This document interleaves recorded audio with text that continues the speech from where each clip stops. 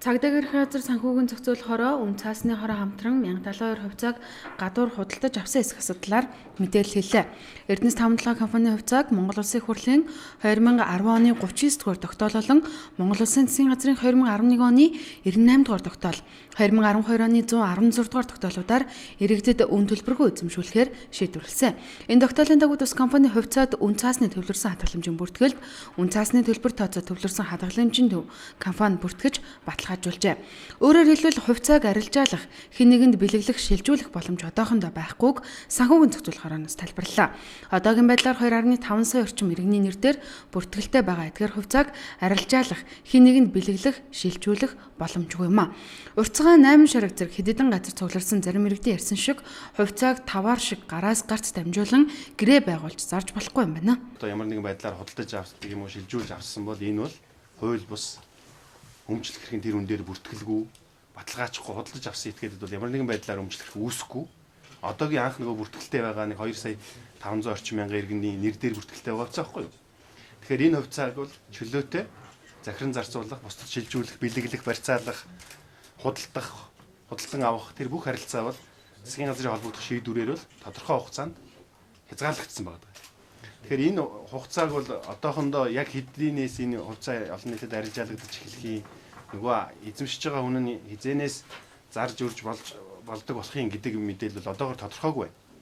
Засгийн газар за Эрдэнэс таван толгой, Эрдэнэс Монгол зэрэг одоо энэ компани шийдвэр гаргах төвшингийнх нь эрх бүхий одоо тэр байгууллагын шийдвэр юмнуудаар гарч ийж дараагаар нь одоо санхүүгийн зохицуулах хорон дээр хөрөнгөний бирж дээр энэ хувьцаа бүртгүүлээд хувьцаа олон нийтэд арилжаалагдах боломжтой болсны дараа энэ хувьцаа бол одоогийн нөгөө эзэмшиж байгаа хүмүүс нь чөлөөтэй зарах тийм боломжтой болох юм аа. Өнөөдрийн хууль эрх зүйн орчны хүрээнд бол энэ ямар нэгэн байдлаар зарагдахгүй. Тийм учраас бол нийт иргэдэд ямар мэдээлэл өгөх гээд байна гэхээр ер нь бол наад хувьцаа авж байгаа, зарж байгаа гэдэг чинь хуурамч, худлаа, олон нийтийг төөрөгдүүлсэн ийм мэдээллүүд шүү гэж хэлэх гээд байна. Чингэлдээ дүүргийн цагдаагийн хилцээс 1072 хувьцааг зарж худалдаа авсан эсэх асуудалд мөрдөн байцаалтай ажиллагаа эхлүүлж шалгалтыг өргөжлүүлж явна. Мөрдөн байцаалтын явцад нэг жиргэн хувьцаагаа зарсан гэдэг нь аль биесээр тогтоогдоогүй гэдгийг цагдаа гэрхийн газраас мэдэгдлээ. Гэхдээ хэрэгт эрүү үүсгэх хэсгээ шийдэхээр шалгалтыг өргөжлүүлж яана гэсэн юм. Чингэлдээ дүүргийн цагдаагийн хилцээс хувьцаа эзэмсэгч хөрөнгө оруулагчдын эрхийг хамгаалах төв төрөмс байгууллагын гүйцэтгэх захирал Алтан шагаа үн цаасны стандарт инвестмент компани гүйцэтгэх захирал Жаргал нарыг байцаах ажиллагаа үргэлжилж байгаа юм а. Тэд шалгагдах үедээ Эрдэнэс тавталгаа хувьцаагаа баталгаажуулах хүсэлтэд иргэдэг бүртгэх ажлыг идэвхжүүлэх үүднээс хувьцаа худалдаж авна гэсэн худал мэдээлэл тараснаа хүлээмж зөвшөөрчээ.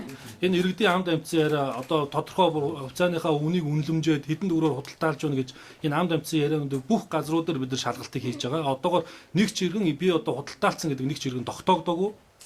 За энийг авцсан байна гэсэн нэг чиргэн тогтоогдоогүй. Тэгэхээр энийг бол та бүхэн маань бас сайн ойлгох хэрэгтэй. Тэгэхээр иргэдэд худал мэдээллийг санаатаагаар тараагаад ямар санаа зорилготой одоо тараагаад байгаа энэ асуудлууд дээр бол цагдаагийн байгууллага холбогдох шалгалтуудыг хийж явуулж байгаа. Мөн 1072 хувьцааг худалдаа авч яана гэсэн ташаа мэдээлэлээс үүдэн нийслэлийн 4 дүүргийн нутаг дэвсгэрт хүмүүс ихээр цуглаж нийгмийн дэвжүрэн алдагдан орчин сувчтаасан цагдаагийн байгууллагад гомдол ихээр эрх болжээ.